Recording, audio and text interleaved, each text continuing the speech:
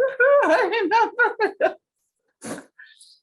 Oh my gosh, I've done hundreds of these and I always forget to. I've got like little Post-its everywhere. Please record, remember to record. It's god awful.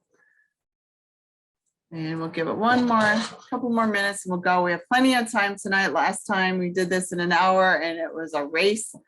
And I want to make sure that we take our time this time and be able to answer any questions along the way. And we'll review all of that housekeeping stuff in just a moment. So we are getting, ooh.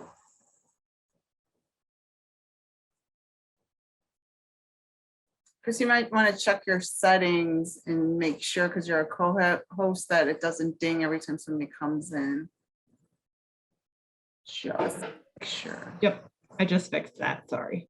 Perfect. No, that's okay. I was like, oh, I thought I just disabled that. So 7:02, we'll wait a little bit longer. One more minute. Ready.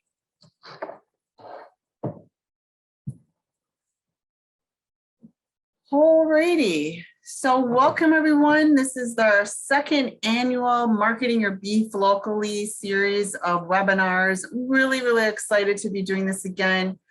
Based on the feedback of last year, it was really well received. I know that we stuffed a lot of information in a really short amount of time. And let me tell you, I think I was tongue-tied from talking so fast. And I want to just make sure that you have the information you need and that you're able to ask the questions. I'm sure everyone after all this time, 2 years, is very familiar with Zoom and the chat. Put the chat in. Chrissy Claudio, she is our Director of Producer Communications and Consumer Engagement.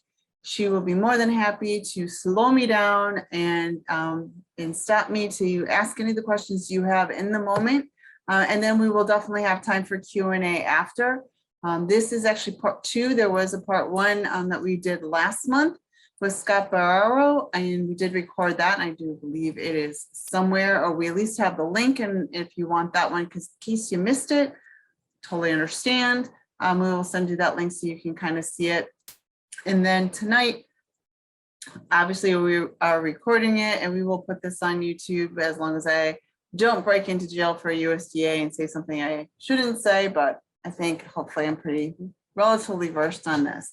So I am going to start a screen share and we are going to get this up and running in just a second here. I need to, oops, you know what? No, I don't want to do that. I'm going to stop the share. And I need to make sure that I do this. See, first time. And from the beginning. All right, can you see everything? Nod your heads, give me thumbs up. Perfect. Again, don't forget you have the chatting ability to ask questions at any time. And here we go. Sharpen your pencils, everybody. Make sure you got a clean piece of paper and we're going for it. So, marketing your beef locally. Part of this is a redo from last year. Some of you are new, some of you saw this already last year, but you want a refresher. Believe me, after 16 years, I refer to the book as well, oftentimes, and I'm always looking it up. So this is the Learning Your Beef Cuts. And the next time we're going to go on, we're going to talk about utilization and that cooking. So this will hopefully help bridge that gap. And so what we're going to be going over, obviously, beef cuts, woohoo. And here's tonight's agenda. We're going to do a beef breakdown of the whole carcass from nose to tail to have a better understanding of the cuts, because you can't have it all. If you want something, you have to give something up depending on where it is in the carcass. So that's really important that we need to be aware of. Also, producers, you have a new role as a direct marketer because you're a bridge builder and you're a small retailer at the same time. So that's something that you're going to have to be aware of, and I'll explain it as we go a little further. And then I'm going to give you a slew of resources over and above us. So it is going to be a constant. This is an oldie but a goodie, but it's taking a look at that whole carcass and seeing that, hey, 29% of that animal is from the chuck. and 22% of it is from the round. That is huge chunks of meat that take up a lot. And once upon a time, they were really undervalued and they were ground, and we'll talk about more. Here's your rib at 9%, the loin at 16%, and then you've got all your other cuts. And we're gonna go through all of that and get that taken care of. All right, and as I mentioned, the chuck, we're gonna start off with this hunk of meat right here on this guy, and we're gonna be talking the chuck roll and the chuck eye roll, because once upon a time, back in the year 2000, they did a muscle profiling study utilizing the beef chuck-off dollars. And what they did is they had 34 cuts from the chuck and the round, and they broke them apart, all these muscles, and they did shear force testing. They did a lot of cooking testing and everything, because once upon a time, that chuck, it was a chuck roast or it was turned into ground. And as we said before, and looking back over here, look at that, 29% of the animal went right into ground beef. Nowadays, that is a totally different story, because ta-da, look at all those cuts from the chuck, and the ones with the little green markers on those are the diamonds in the rough that we found through that muscle profiling. So really, really excited. Like I said, the year 2000, they did this with chuck-off dollars. It was a 5-year overnight success, because it wasn't until 2005, which is when I started, long time ago. That's when we started talking about the flat iron, and we started talking about the ranch and the Denver and the shoulder petite tender. And that was the go-to. And these were called beef value cuts, because once upon a time, that flat iron right here that you see was about $3.50 a pound. The last time I checked, it was over $9 a pound, and that was pre-COVID prices. So these beef values have definitely gained in value over the years, because food service caught a hold of it first, and then it went into retail. This shoulder petite tender right here, that's number 7 here, is number 7 in tenderness, with the flat irons number 2. That you will never see in retail. That is only going to be in food service. It gets cut out of the chuck, and immediately that's where it flies. The Denver steaks, number 4, not very popular in the meat case right now. And then occasionally you see that ranch. On occasion, I have seen the Denver in food service, but not very often. So that's what we're looking at. Remember, that chuck is flavorful. Tons of marbling and fat in there. Best cooking methods for the chuck are slow cooking. And like I said, next month, we'll go over all that. But it's awesome for roasting, even grilling with some marination, but definitely that flat iron. Yeah, don't slow cook that baby. That one goes right on the grill. And like I said, some need to be marinated before cooking for best results. Now, as we go forward, we're going to break down that chuck. Remember, I had the chuck roll and the square roll. First of all, here's the square cut chuck. It is the primal on that animal. And we're going to break it down to 2 subprimals here. You got the shoulder plod, and then you've got the chuck roll. And from that, you're going to see some great things coming from it, like that chuck tender, the square cut, and then those short ribs, which are very, very popular. Now, looking at these numbers right here that you see, that's our IMP and NAMPS number. That'll tell you, and on the ordering guide, what to do is pretty much the common nomenclature of cutting beef. So let's look at that shoulder, chuck shoulder plod first.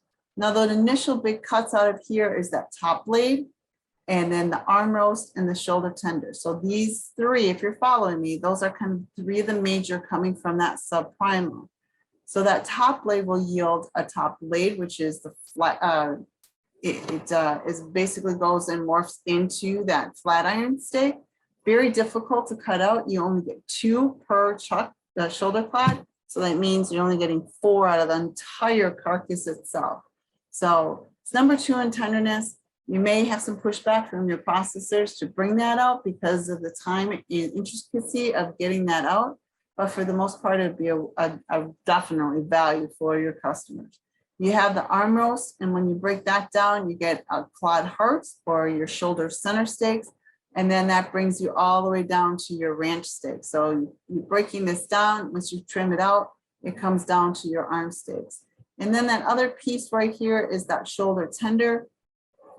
That's number 7 in tenderness, and like I said, flies right to food service. No one will ever see it. So some of this information can be found on Beef It's What's for Dinner. If you can't find it, by all means, reach out to us and we'll be more than happy to email it to you, send you those PDFs, but it kind of breaks down the cutting schemes of that shoulder clod. It gives you kind of that cutting guide of how to get that, oops, let me back her up a little bit, how to get that flat iron steak, and you can see what they have to do with it. And then the shoulder ranch steaks, if that's what you want as part of your cutting guides. And that, and it's also discussing it with your processor and your butcher that you do all of your breakdown of your meat. And then of course the petite shoulder tender. So that's where I said here, beefitswhatsfordinner.com/cutting guides. That's where you're going to find this from the chuck itself. Okay. And as we move on, the chuck roll. So just talked about the clod. Here is the chuck roll. And what we get from that chuck roll is a chuck eye roll. All right, it leads us to these steaks. So this will be cut this way against the grain. And we've got some really good steaks here. A little marination goes a long way. But under blade, right here, this piece under here, that's where you get that Denver cut. Number 4 in tenderness. And you'll be able to get steaks out of this too. So that's what you can do. You either get grounds from the chuck or you can break it down as you see. But folks, are we done there? No, we're not. So again, you can go to Beef It's What's for Dinner. You will see other things that we can get from the chuck roll. The Delmonico steak, not something that we promoted very much on the State Beef Council side or Beef It's What's for Dinner, but it is an opportunity. That Delmonico is one of those cuts that is closest to the rib, thus they call it the Delmonico. Also, the Sierra cut, it almost looks like a flank steak, kind of acts like a flank steak. They gave it a pretty name, Sierra. The Denver, number 4, and then kind of breaks down. So hey, if you really want your processor to push forth in some of these cuts, these are the cutting guides that you need to make sure that those get done, and they'll be able to see that schematics. And then America's roast. It's a smaller roast that's coming from that chuck roll. It can easily be tied and cooked off. It's probably a couple, 3 pounds, and it's a super nice roast and very flavorful because of the marbling that you have there. All right. So those cutting guides, as I mentioned, are on Beef It's What's for Dinner. And then you kind of get into the short ribs. These are hot right now. I remember when I managed social media before my man with the pan, Ryan Gross, took it over, I would post short ribs and it would explode on social media. To us, that kind of went viral. People are loving it because chefs are using it everywhere. They're using it on TikTok. They're using it on Instagram. They're using it on Food Network. The short ribs are tasty, and that's what people want to see and want to eat for right now. Problem is, some of our consumers don't know how to cook it. And right now, it's all about the pressure cooker or that slow cooker way of cooking things. And then this little guide here, the beef book, I actually have it open on my desk right now. And this is where I kind of gotten some of that information. So if you take a look, here is that square cut chuck, that big piece of primal there. And then it's broken down into these cuts. So it's the beef chuck roll, it's that shoulder clod we talked about, and then you kind of get into the chuck tenders and square cut and short ribs. All of these cuts right here, 1, 2, 3, 4, 5, are coming from this primal.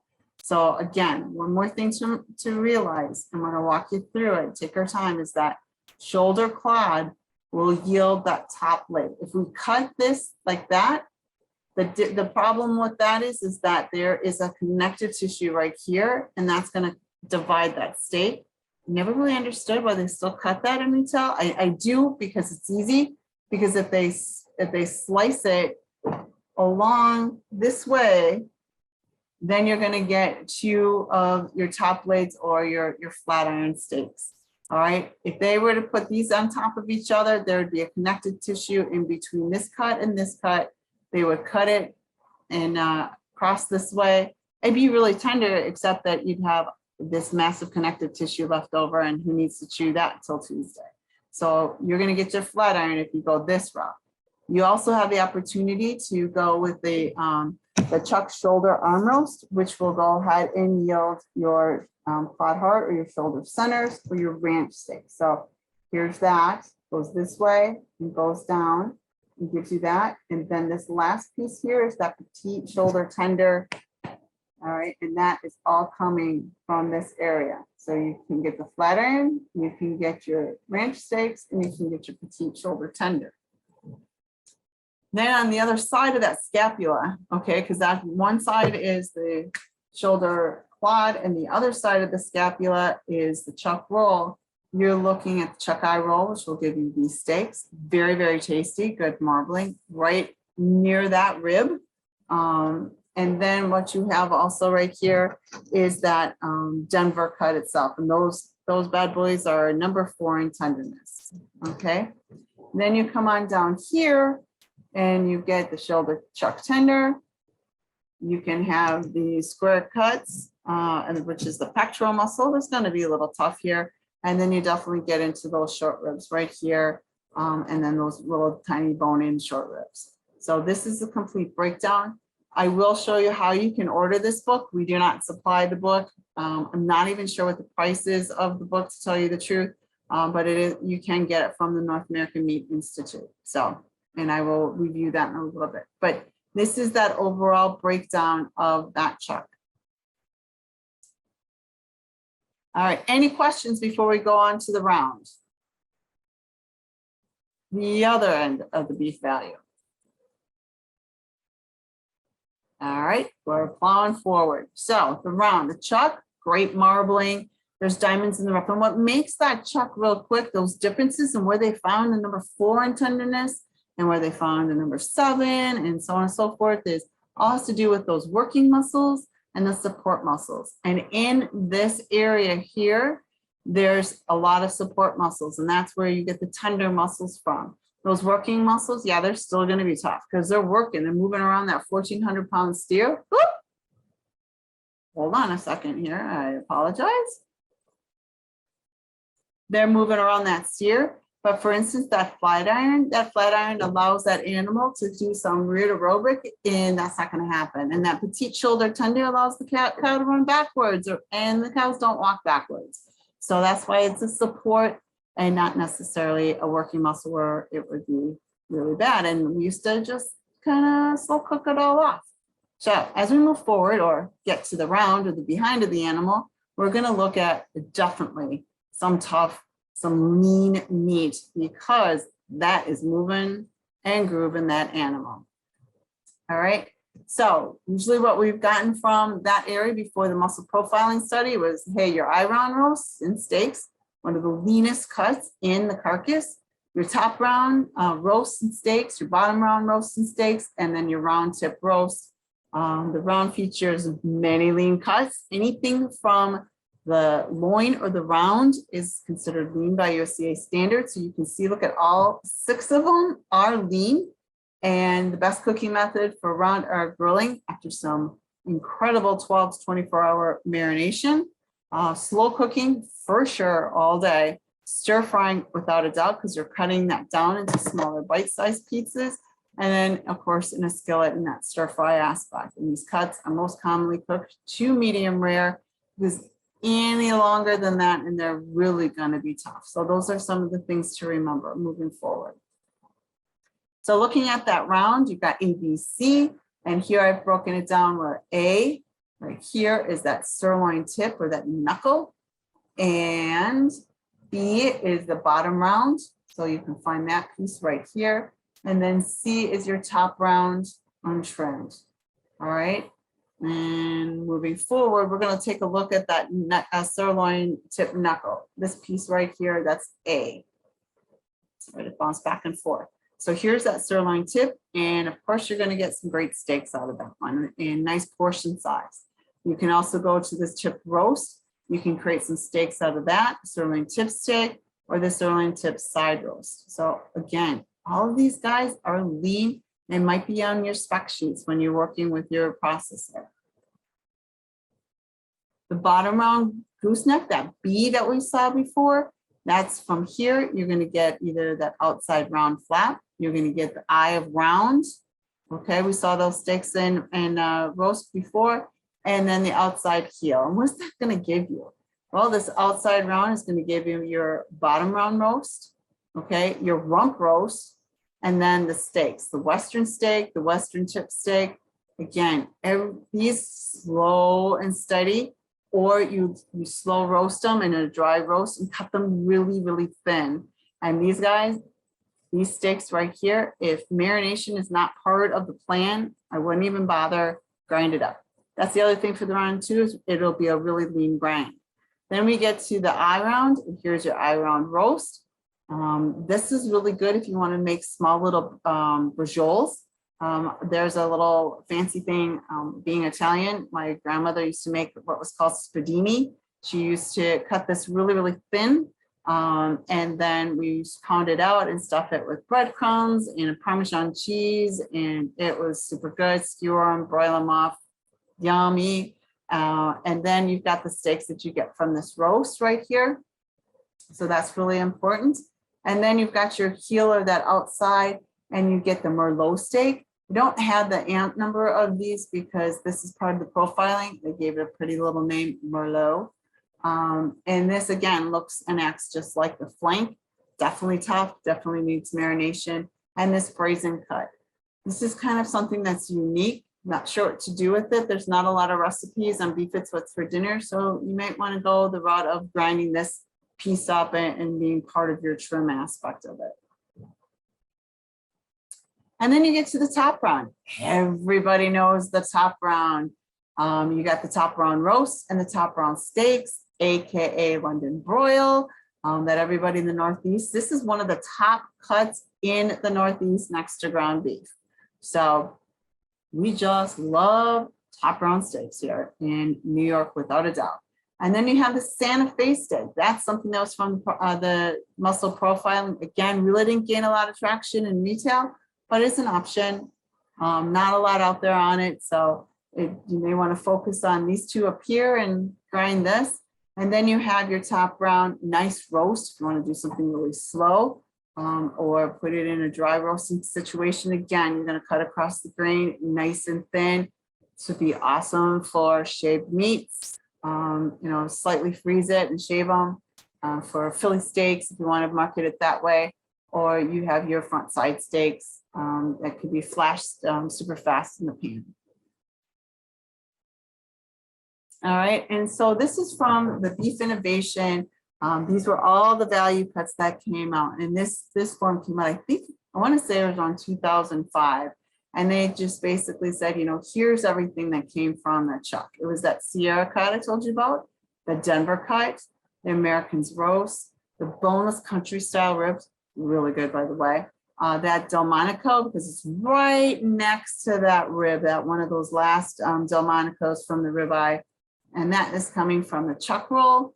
And then you've got your shoulder pod. Okay, remember you got your shoulder blade. One is on one side of the shoulder blade, the other one is on the other. And from that, you got the flat iron steak, the ranch, and the shoulder petite tender. So there's your chuck. All right here. And then from the round, you got the bottom outside round and the heel, and then the top inside round. And these are the cuts that are coming from them. So the top round is your San Antonio steaks, your rounded petite tender, your Tuscan cut, and your Santa Fe cut. Man, they gave them fancy names, but here they are, and you probably won't see them in retail. And I doubt if you'll have a breakdown of it from your processor. The heel is that brazen and the Merlot, and the Western Griller. Now I know a producer did do the Western Griller, had a ton of it, but you know what? It's a really good cut. It's lean, comes from the rounds. I suggest if you decide to do it, make sure that your folks marinate it or use it. You can cut it into beef strips, but it has an opportunity right there. So this was all done through that Beef Innovations group. It no longer exists. It's all coincided with the Beef It's What's for Dinner. But if you want this sheet just to look at or to study, let us know. We'll make sure we send you a copy of it. All right. Let's go on to some of the fun middle meats that we often talk about, know relatively well, and are a little bit more familiar with. All right. Sorry, just swallowed an ice cube. Sirloin bone in. Here it is, coming from that sirloin. You got two places this is going to go: the top sirloin butt and the bottom sirloin butt. Ooh. A lot of diversity there. However, when you start breaking it down a little bit, you get a little bit more. So here's your top sirloin butt. And as you go up, you have that center cut cap off. So you're taking that cap off of it. You have your top sirloin roast, really good, lean. Top sirloin steaks, this is what you're all familiar with. And then the top sirloin fillet is just taking this piece right here. You see that little connective tissue right here? That's it right there.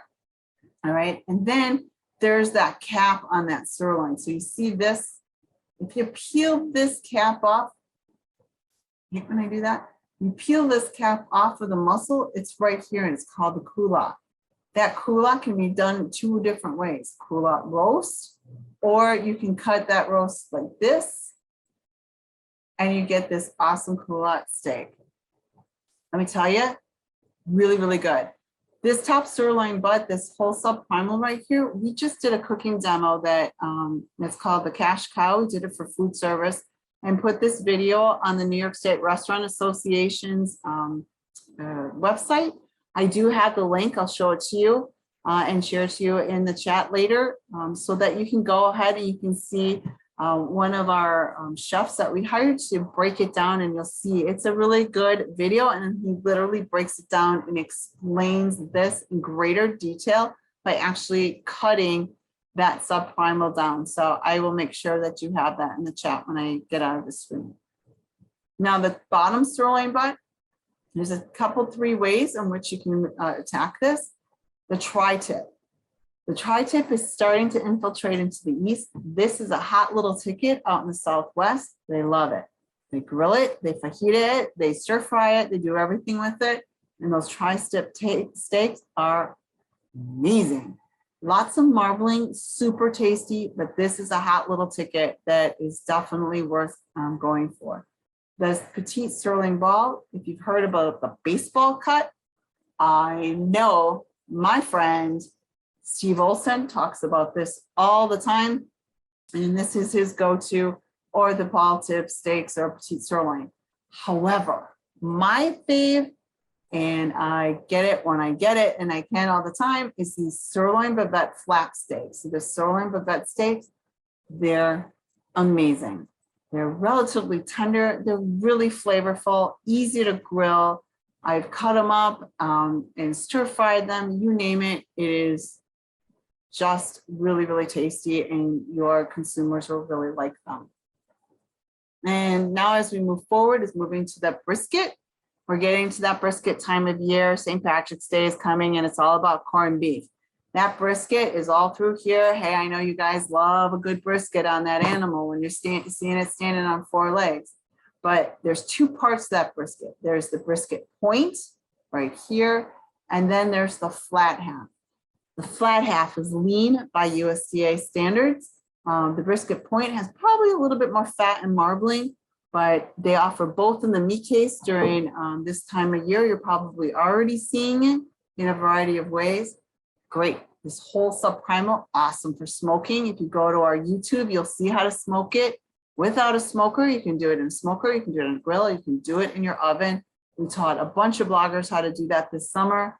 And with some phenomenal results. They all raved about it. So don't think you need the state-of-the-art smoker to be able to cook this brisket as if you're in Texas. So get onto it when you get a chance. The flank is an up and coming. You can see the striations of the muscle here. This is awesome for fajitas. This is also really good. You need to marinate it a little bit. You cut across that grain. You can go ahead and make some strips with that. Sell the whole flank as is, but just remind your consumers that there's a lot of recipes on Beef is What's for Dinner, but to cut across the grain, because that will increase tenderness of that cut by 1 extra.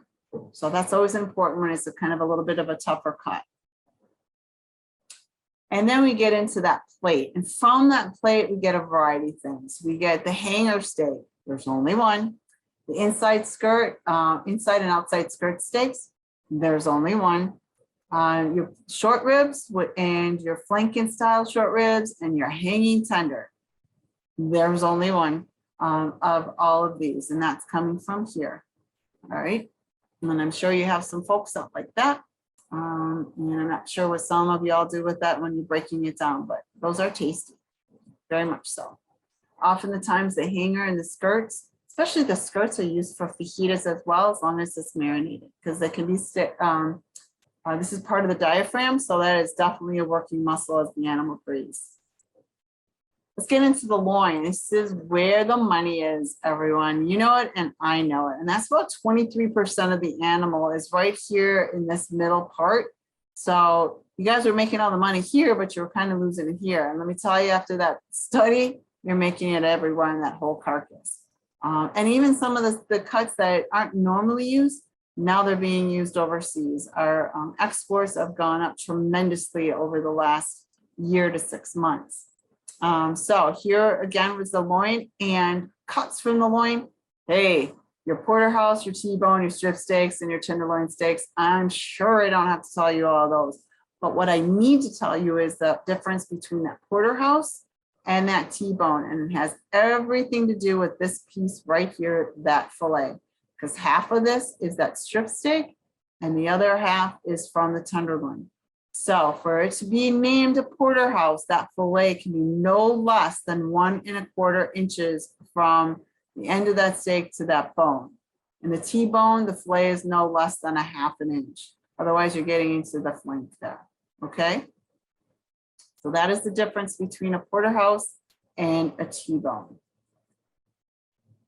And then the rib. So here are all the cuts from the rib. Okay, you're gonna have your short rib. You can have your prime rib roast, and then your cowboy steaks, your tomahawk steaks. And then you good old daddy steaks, the ribeye steak, the tried and true of everyone's plate ribeyes. Then you can get into the ribeye roast. And then we had what we call beef alternative merchandising, where we broke down this roast. So we took this cap off right here, and we had a cap roll steak. We catered those steaks. And then what we did was you took that eye part of the ribeye, and when we took the cap off, we made ribeye fillets. These are lean. And then we created ribeye petite roast. We've been doing a lot of breakdowns of the rib for our bloggers to maybe show the consumers how they can break it down themselves, that whole subprimal, and take all of this and make it a multifaceted meal for the holidays. So for instance, maybe you cut a few ribeye steaks for Christmas Eve, and you have a petite roast for Christmas Day, or use these cap steaks and cut them really thin and have sautés or appetizers for New Year's Eve, and then maybe ribeye fillets on New Year's Day. So we're teaching them how to do that, not only for the holidays, but then how all these cuts can hit on the grill and be really tasty summer grilling opportunities as well. So that's kind of what we're doing with that. A video of the rib cutout and the loin cutout is going to be on our YouTube platform, as well as the New York State Restaurant Association, along with the top butt video that we did. Now, again, looking at this carcass, 53% of that carcass came from stuff that we used to just grind up, that we undervalued it. We didn't realize what it was. It was tough to us.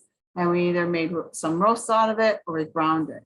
And then the middle meats was the moneymaker. And that was only 27% of the animal. And we all know you can't get 47 ribeyes from this animal and 37 T-bone steaks or what have you. And we do have a meat breakdown.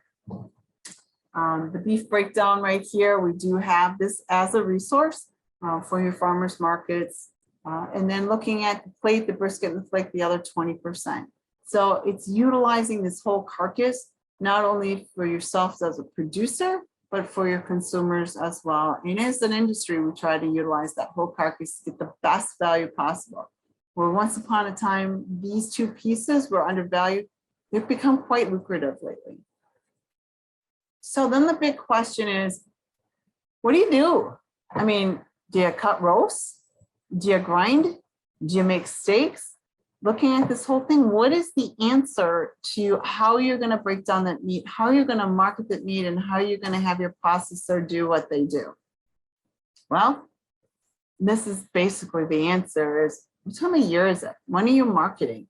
You're going to need maybe steaks In some cuts for the spring, you're definitely going to need roast for the fall and grounds.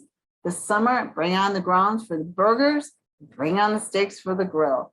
And then when it comes to the winter, you're going right back to those roasts, those big roasts, those comfort roasts. And then back to the spring where you're going to bring out the sirloin so that people can thin out after a long winter and get ready for the beach. But also it's listening to what your consumer wants. And they are quite vocal, as you are well aware, and there's a lot of them. And you know your customer, you're that connection. This is what I'm talking about, is that all of a sudden, you're not just a farmer, you're starting to become that bridge, and you're starting to become that butcher. You're all in one. You're kind of teaching them about the cuts, what cuts can come from where, how many cuts you can get out of it. Like I said, you're only getting 2 flat irons out of a side, not 47 of them. And then it's learning like this whole cut chart. What are you getting from your processor? Are you getting, that chuck roll? What are you going to grind? Do you want the brisket? What are you going to do with the ribeye? Do you want it a 3/4 inch cut, or do you want a 1 inch cut or 1.5 inch cut? You got to be aware of that. Hey, to get a 3/4 inch ribeye steak, that's boring. That's nothing. And I think you're doing a disservice. You want to go for at least an inch and a half. And again, also depends on the time of year. Also depends on who and what you want. If you got people that love stir fries, then yeah, you might want a thinner steak cut because the thicker ones aren't going to stir fry as nicely, but 3/4. So it's asking those questions when you're filling this out for your customer as to what their needs are.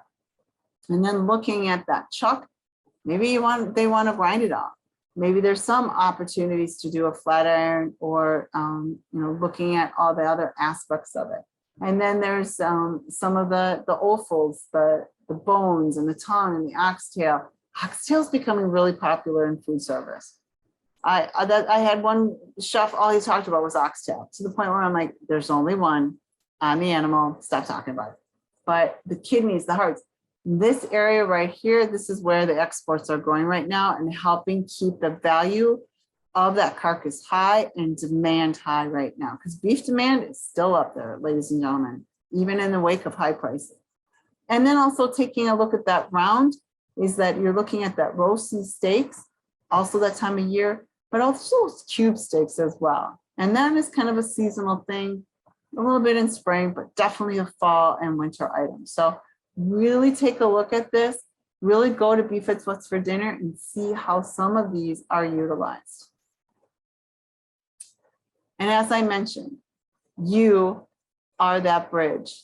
You are that new bridge between the consumer and that butcher, because you have to know your cuts a little bit better, and it's daunting. There's a lot of them, but that consumer doesn't. And not only does that consumer not know those cuts, but they're not necessarily knowing how to cook them or how to swap them out.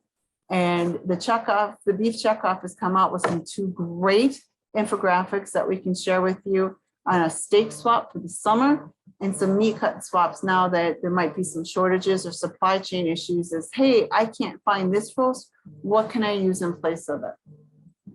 So that is an awesome resource. That's on beefitswhatsfordinner.com, or just reach out to either Christy or myself and we'll make sure that we get that for you.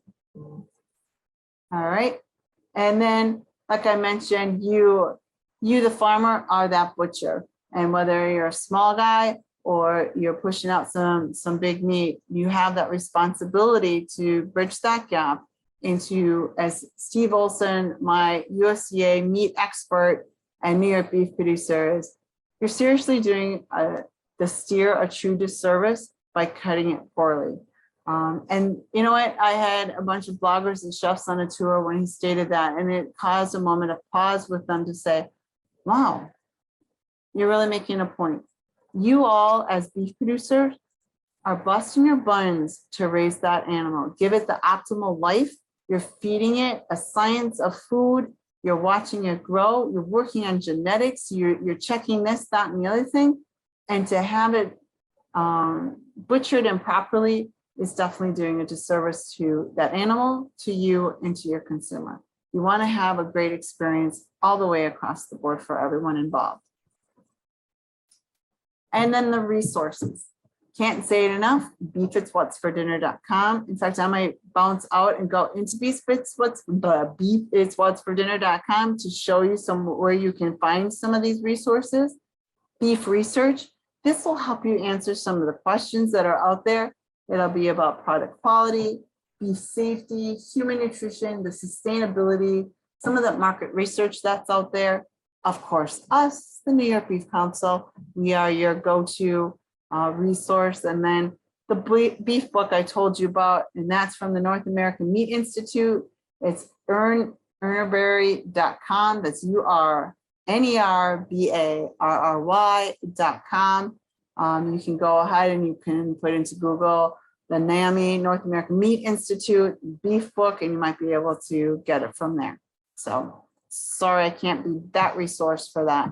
I have one and I hold it near and dear to my heart. And of course, all of our social resources, I highly encourage you to follow New York Beef Council. We're always putting recipes up. You can always catch our famous man with pan, Ryan Gross. I also encourage you highly to follow the New York Beef Checkoff. The New York Beef Checkoff page is run by Chrissy, who's part of our producer communications. She's going to keep you up to date on what is going on the checkoff side on your behalf. You are contributing $1 every time you're selling an animal, whether it's to the auction market who remits, but if you're selling direct to the consumer, you have that oneness to remit that dollar through private treaty. That information can be found on our Beef Council website page, but you can do it yearly, you can do it quarterly. I know a lot of you don't have a lot of animals, but if you're direct marketing to that, every animal that you slaughter needs to be $1 remitted, and then you can get all sorts of resources to give to your consumers that buy your beef through your local market, whether it's that beef breakdown sheet that I have, or the cuts chart, or some recipes for either summer grilling or fall roasting. Got our Twitter, our Pinterest, and definitely our YouTube, which will host this video tonight. And soon we'll show you the video of an awesome beef breakdown by a former chef instructor from the Culinary Institute. Also, save the date. We are in number 2. This learning your beef cuts is definitely tonight. And we have the marketing your and cooking your underutilized cuts. Holy moly, man. I swear I'm just drinking lemonade. And then adding value to your marketing display to kind of help you. And that one will be in April, just before it gets hot and crazy and farmers markets start opening. So any questions? All right, and here's my contact information. If you have anything, Beef Council phone number right here, my cell phone number, but feel free to reach out anytime. I'll be able to answer that. I'm going to go back to, I'm going to escape out of here for a second, and I'm going to bring you to the Beef It's What's Dinner page, and I'm going to bring back my shared screen in just a second. Okay, we have a little time here. So here's the Beef It's What's for Dinner. I don't know how I can move this except if I do this. I know what I'm going to do. I'm going to move this over here.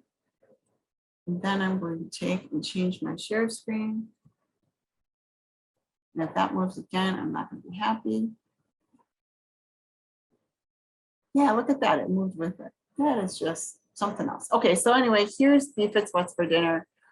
This is the main page, and I'll have recipes, cooking, cuts, nutrition, raising beef in the newsroom. So check out these cuts that we just went over. You can go by the type, whether it's a lean, trending, for roasting, slow cooking, families, marinade. It'll always show you more.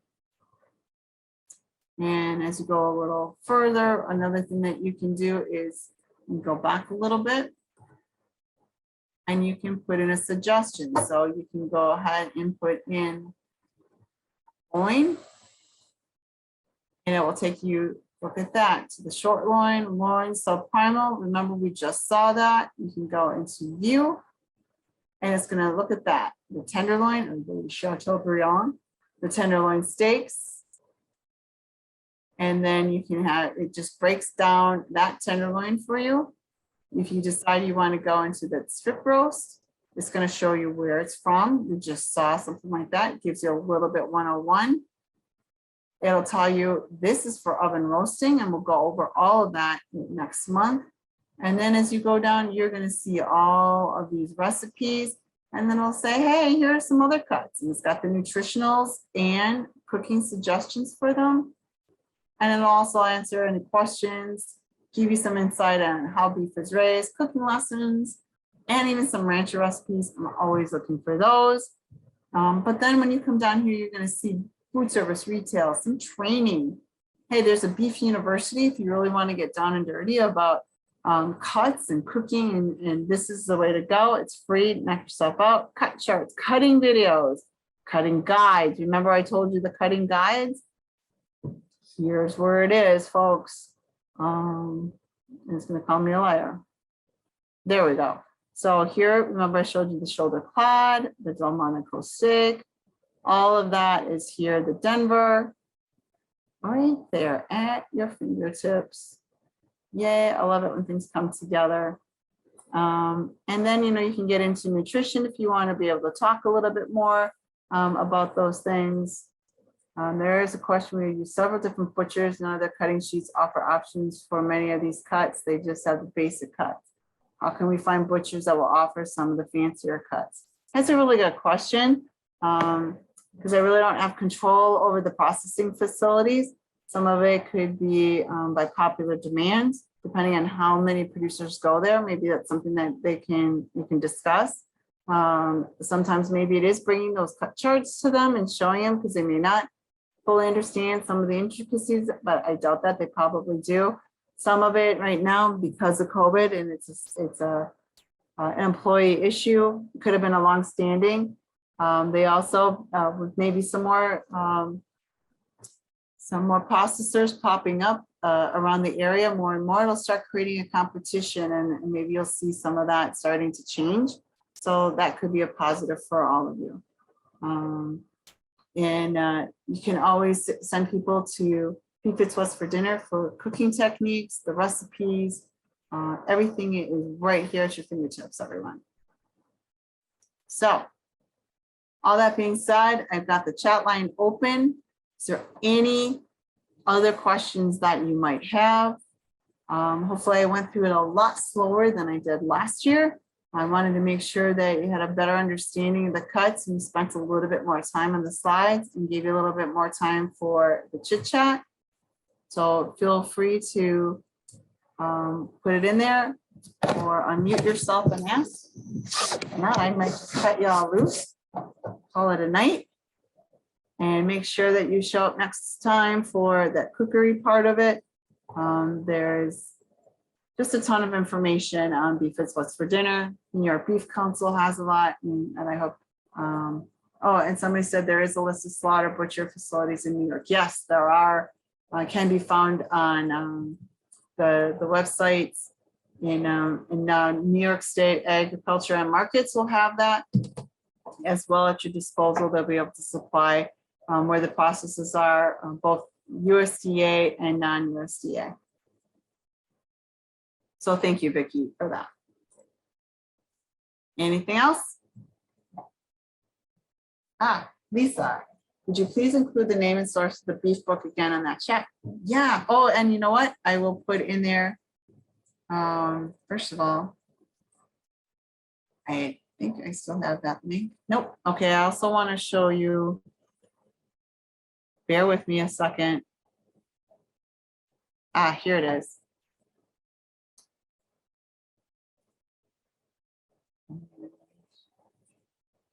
Oops, that's not what I want to do. Screen. So as I mentioned earlier, here's the New York State Restaurant Association. Here is our first of 4 episodes, Cash Cow. This is where we're teaching our food service how to utilize that. This is the Sirloin subprimal. It's a 30 some odd minute video. It is really cool to watch Mark Olia break down this chunk of meat. The ones that will be following up will be rib, the strip, and the fillet. But this is well worth it. I encourage you. I'm going to take this.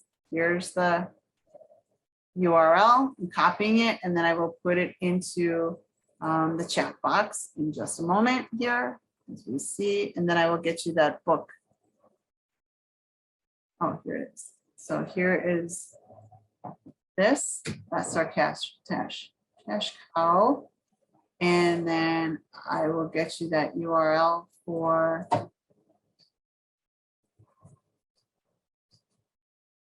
Vietnamese beef book. It's Ernberry, the beef book, and it is $54 for that beef book, by the way. So that's in the chat as well. And I'll talk about grading, statistics, economics, consumption, imports, exports, cattle inventory, and prices of the most popular cuts. Actually, it is a really kind of a cool book. It'll talk about marbling. It has it all in here. Super easy, breaks everything down. The breakdown of the cuts, the carcass. So well worth that $54.